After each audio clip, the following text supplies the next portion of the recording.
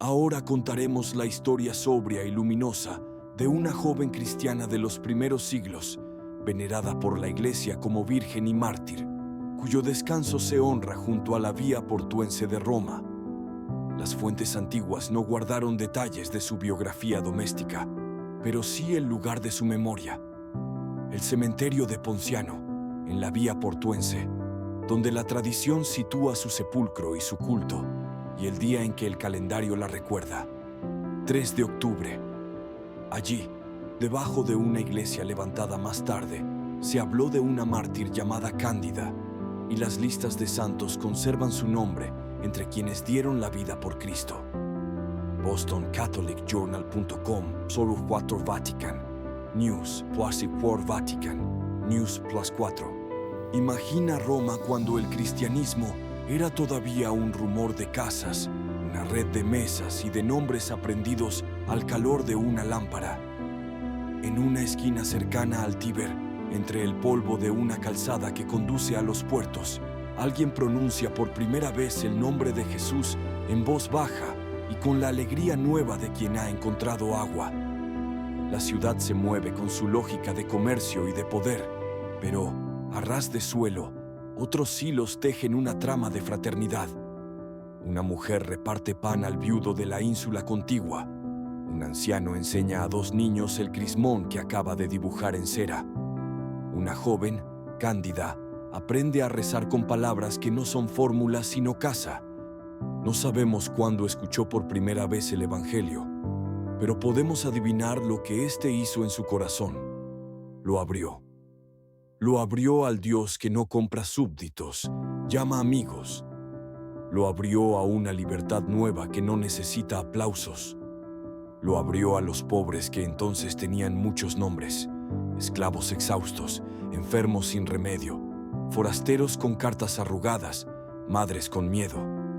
El amor de Cristo no llegó a su vida como doctrina fría, llegó como gesto, compartir, curar, acompañar, callar a tiempo, hablar cuando hay que decir la verdad. La casa donde la comunidad se reunía era escuela de lo esencial. Allí se escuchaban las lecturas de los profetas, se aprendían de memoria las palabras de Jesús, se ofrecía el pan de la Eucaristía con un respeto que no cabía en los templos paganos. Allí se reconocía a los hermanos por la paz y por la mirada, no por la ropa. Allí se practicaba un modo de vivir que parecía subversivo. Nadie sobraba. Todos tenían lugar. Esa manera de ser no siempre gustaba. En tiempos de emperadores distintos y políticas cambiantes, el cristianismo fue visto unas veces con curiosidad, otras con recelo, y no pocas con hostilidad. Las leyes podían ser ambiguas y los caprichos de los poderosos, veloces. Bastaba la denuncia de un vecino, la sospecha en un registro, una estatua que exigía incienso ajeno para que la calma se volviera noche. La comunidad, lejos de armar ruido, se preparaba para el testimonio. Cuidar de las viudas y huérfanos, instruir a los catecúmenos, escribir los nombres de quienes habían coronado la carrera. Cándida caminó ese sendero como tantas discípulas anónimas, con firmeza y con ternura. No predicaba en foros, pero predicaba con la vida. Su día estaba hecho de cosas pequeñas: un jarro de agua, la visita a una enferma, la lectura de un salmo, la ayuda a quien dudaba. En ese tejido, la fe se hacía útil. Un vecino, que primero se burlaba, acababa pidiendo una oración a la hora de su desgracia. Una esclava, tratada como cosa, encontraba allí la primera mesa donde su nombre valía tanto como el de cualquiera. Un soldado con preguntas encontraba silencio y pan. Las calles que llevaban hacia la Vía Portuense la vieron pasar muchas veces, quizá con un cesto discreto, quizá con un trozo de pan envuelto en tela, quizá con la prisa buena de quien sabe que alguien la espera. Al caer la tarde, cuando la ciudad buscaba el ruido del vino barato, ella elegía el rumor del salmo y el rostro de los suyos. No había heroísmos teatrales, había fidelidad. El rumor de una redada corre más rápido que el viento. Una estatua pide incienso. Una firma exige adhesión. Un funcionario anota nombres con la frialdad de quien no conoce lo que escribe. Un día, la puerta suena más fuerte de lo normal. No hace falta describir lo que ya se adivina. Palabras duras, registros, preguntas con trampa. Cándida no discute, responde. No para salvarse, sino para no traicionarse. No está sola. La rodean ojos que aprenden de su sencillez. Los interrogatorios de entonces buscaban algo más que datos. Buscaban doblegar el corazón. Para los discípulos, no se trataba de provocar la muerte, sino de no mentir para evitarla. En esa frontera, la fe saca su rostro más bello, el de la libertad interior. La libertad que no insulta, no chilla, no exagera, pero tampoco finge rendirse. No puedo ofrecer incienso a quien no es Dios. No puedo negar al que me dio la vida. No es arrogancia, es verdad sencilla. En la espera que precede a la sentencia, la comunidad acompaña como sabe, orando, ayunando, enviando palabras que abrigan. En la memoria de todos empiezan a escribirse detalles que el tiempo no borra. Una sonrisa tranquila, una bendición pronunciada con los labios, una recomendación. Cuidad a los pequeños. No hay un guión de grandezas, hay una corriente mansa de amor que empapa. El martirio, ese testimonio extremo, no es locura suicida ni desafío, es consecuencia de una fidelidad que no quiere convertirse en otra cosa. Llegada la hora, Cándida entrega el alma como quien devuelve lo prestado con gratitud. La ciudad sigue su ritmo. La comunidad, en cambio, ha visto de cerca cómo el amor alcanza su estatura. Mientras el polvo de la vía portuense vuelve a descansar, unas manos preparan el lugar de su descanso. La catacumba de Ponciano, aquel laberinto de esperanza donde los cristianos escribían con óleo y lágrimas la geografía de su fe. Wikipedia. Allí, entre nichos con anclas y peces, la memoria de Cándida comienza a hacerse oficio. Encender una luz, pronunciar su nombre en la oración, pedir fortaleza cuando las rodillas tiemblan, agradecer cuando la paz se impone sin explicaciones. Con el tiempo, sobre aquel lugar subirá una pequeña iglesia, y siglos más tarde, libros que conservan nombres dirán sobriamente que en Roma, en el cementerio de Ponciano, en la vía portuense, se venera a Santa Cándida mártir el día 3 de octubre. Algunas tradiciones recordarán que reliquias suyas fueron honradas y custodiadas en templos de la ciudad. No importan tanto los adornos, importa el núcleo que permanece. referenceworks.brill.com.comics Boston, catholicjournal.com/2. Si esta primera parte de su historia te conmueve, no es por lo que no sabemos, sino por lo que sabemos de sobra. Que la santidad se escribe con días normales, que hay amores que no hacen ruido y sostienen el mundo, que el martirio no nace de la arrogancia, sino de un sí pronunciado muchas veces en lo pequeño. Cierra un momento los ojos y mira la senda polvorienta que sale de Roma hacia los puertos. Alguien camina con un cesto, alguien espera en una puerta, alguien reza donde nadie la ve y entiende que ahí empieza todo. Lo que seguirá contará cómo su memoria prendió en la iglesia, cómo su nombre cruzó calendarios y columnas, cómo el cuidado de Dios convirtió una tumba en escuela y cómo la vida de una joven sin biografía pública se volvió palabra para nosotros, en el trabajo, en casa, en nuestras propias persecuciones discretas. Por ahora guarda la paz de este tramo, la de quien supo a quién pertenecía y por eso no se perdió en ningún cruce. La memoria de los mártires no quedó encerrada bajo tierra. Subió como incienso y se volvió costumbre buena. Al pasar por un lugar donde alguien amó hasta el extremo, los cristianos aprendieron a decir gracias y a pedir fuerza. Así creció la iglesia, con catecúmenos instruidos en casas, con ancianos que contaban historias junto a lámparas, con niños que aprendían a hacer la señal de la cruz ante una tumba humilde. En la Vía Portuense, el nombre de Cándida se pronunció entre otros, pero sin perder su brillo propio, porque cada testigo tiene su modo de alumbrar. Los itinerarios antiguos hablaban de cementerios y pequeñas iglesias levantadas sobre la esperanza. Una de aquellas memorias recogía que, cerca de los puentes del Tíber y de la salida hacia los puertos, la comunidad honraba a muchos, y entre ellos a una mártir llamada Cándida.